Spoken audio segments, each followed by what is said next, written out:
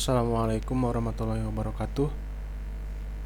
Perkenalkan, nama saya Indra Kurniawan dengan NIM 240401020020222 dari Prodi PJJ S1 Teknik Informatika. Di sini saya akan mempresentasikan hasil UAS saya di mata kuliah Jaringan Wireless dan Mobile yang diampu oleh Bapak Dr. Ucup Darussalam, STMT. Yang pertama adalah jelaskan cara kerja protokol jaringan yang didesain khusus Wireless Access Network. Berikan salah satu contohnya. Untuk soal yang pertama adalah protokol jaringan yang dirancang khusus untuk Wireless Access Network berfungsi untuk mengatur komunikasi antara perangkat-perangkat yang terhubung secara nirkabel. Salah satu protokol yang paling umum digunakan adalah IEEE 802.11 yang lebih dikenal sebagai Wi-Fi.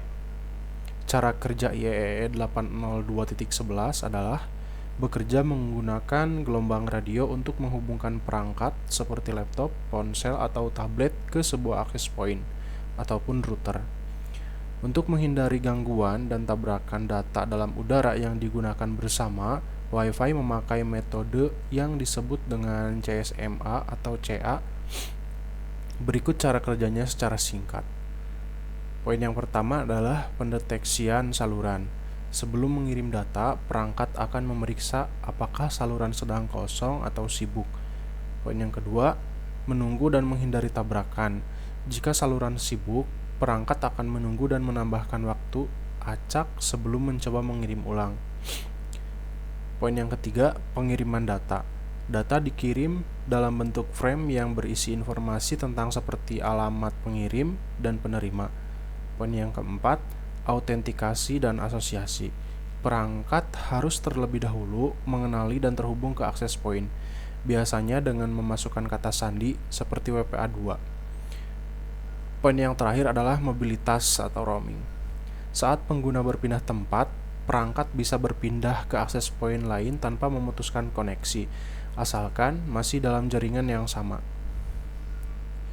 Kemudian soal yang kedua adalah jelaskan cara mengatasi keterlambatan data atau delay dalam sebuah jaringan wireless.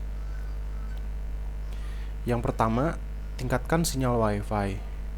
Gunakan jaringan Wi-Fi yang sepi menggunakan aplikasi seperti NetSpot atau Wi-Fi Analyzer.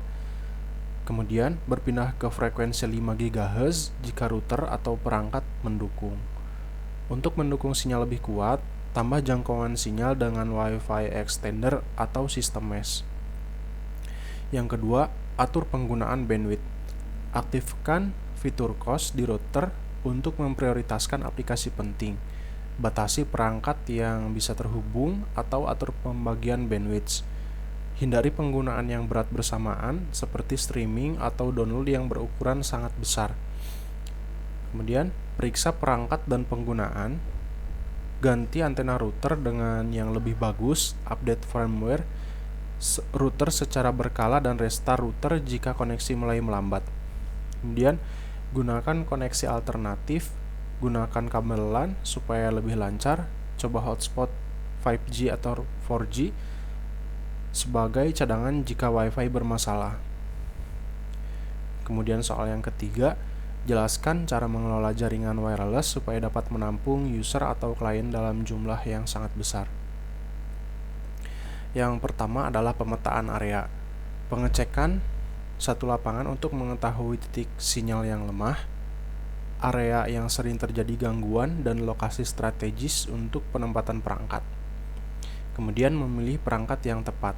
Pilih perangkat dengan kualitas yang memadai seperti Ubiquiti, UniFi, TP-Link Omada, ataupun Mikrotik. Yang ketiga, pengaturan jaringan yang sesuai. Memanfaatkan pita 5 GHz untuk mengurangi kemacetan. Atur lebar saluran 20 MHz untuk area padat.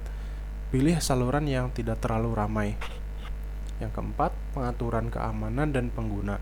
Gunakan protokol WPA3 atau WPA2 dengan password yang sulit untuk ditebak. Yang kelima, perawatan yang rutin, perbarui sistem secara teratur dan lakukan pengecekan kualitas sinyal dalam 3-6 bulan sekali. Soal yang keempat, jelaskan bagaimana cara mendesain jaringan wireless untuk dapat diakses oleh user atau klien dalam jumlah yang besar dalam lingkup suatu coverage area. Berikan beberapa contoh metode atau teknik yang digunakan. Jelaskan keunggulan dan kelemahan. Yang pertama, survei lokasi. Cari tempat yang strategis untuk pasang router. Cari tahu apa aja yang bisa menghambat jaringan seperti tembok besar ataupun perangkat elektronik yang lain. Yang kedua, pilih metode yang cocok. Yang pertama, banyak akses point. Memasang router di beberapa titik dan satu router digunakan oleh beberapa orang.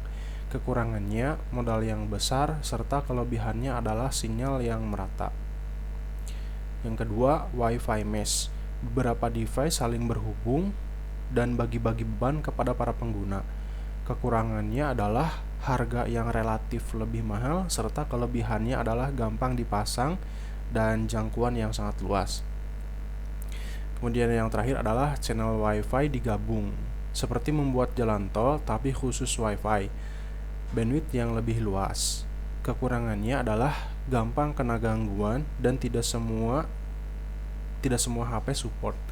Kelebihannya adalah koneksi yang lebih kencang. Contoh penerapan. Kosan mahasiswa yang terdiri dari beberapa kamar menggunakan metode banyak akses point. Kemudian contoh kedua adalah kampus menggunakan sistem mesh untuk memisahkan Wi-Fi mahasiswa, dosen, dan jaringan khusus.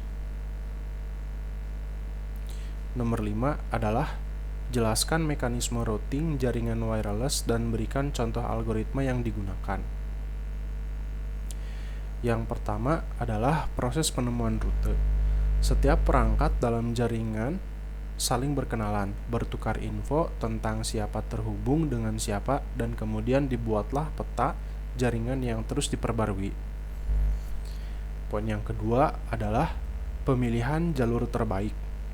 Sistem akan mempertimbangkan beberapa faktor. Di antaranya, faktor yang pertama itu adalah kualitas sinyal, dan kemudian faktor yang kedua adalah jumlah lompatan hub antara perangkat, dan faktor yang terakhir adalah beban dari jaringan saat ini. Kemudian poin yang ketiga adalah pemeliharaan jaringan. Pemeliharaan jaringan secara rutin memeriksa kondisi rute. Jika ada jalur yang bermasalah, langsung dicari alternatif.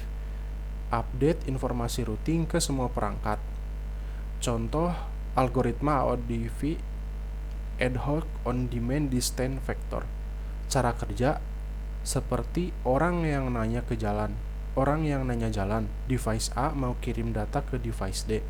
Kemudian broadcast, permisi ada yang tahu jalan ke D, yang tahu jawab, lalu dicatat rutenya. Untuk kelebihan, hemat energi, gak perlu simpan banyak data, dan kekurangannya adalah agak lambat di awal. Kemudian soal yang terakhir adalah jelaskan cara mengekspansi jaringan wireless agar dapat memberikan layanan akses secara lebih luas. Yang pertama adalah cara termudah adalah menggunakan Wi-Fi extender. Pasang di tempat yang sinyalnya melemah. Tapi untuk kekurangan dari Wi-Fi extender ini adalah sinyal bisa menurun hingga 50%. Kemudian yang kedua adalah membuat jaringan mesh supaya otomatis berbagi beban dengan yang lain. Kemudian yang ketiga adalah upgrade router dengan model yang baru supaya koneksi lebih stabil. Dengan di-upgrade-nya router ke model yang lebih terbaru sehingga memungkinkan kita bisa mendapatkan teknologi-teknologi yang lebih baru sehingga memudahkan untuk mendapatkan koneksi yang lebih stabil. Poin yang keempat, pasang akses point tambahan dengan tujuan koneksi yang merata.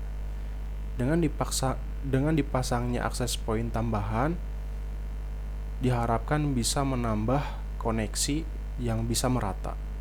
Kemudian poin yang kelima adalah Optimalkan posisi router seperti di tempat yang tinggi, dijauhkan dari perangkat elektronik yang lain, dan hindari sudut ruangan. Dengan memasang posisi router di tempat yang lebih tinggi, diharapkan memudahkan koneksi lajur koneksi yang bisa membuat koneksi lebih merata, dijauhkan dari perangkat elektronik, dan juga hindari sudut ruangan. Cukup sekian presentasi dari saya, kurang lebihnya mohon dimaafkan. Wassalamualaikum warahmatullahi wabarakatuh.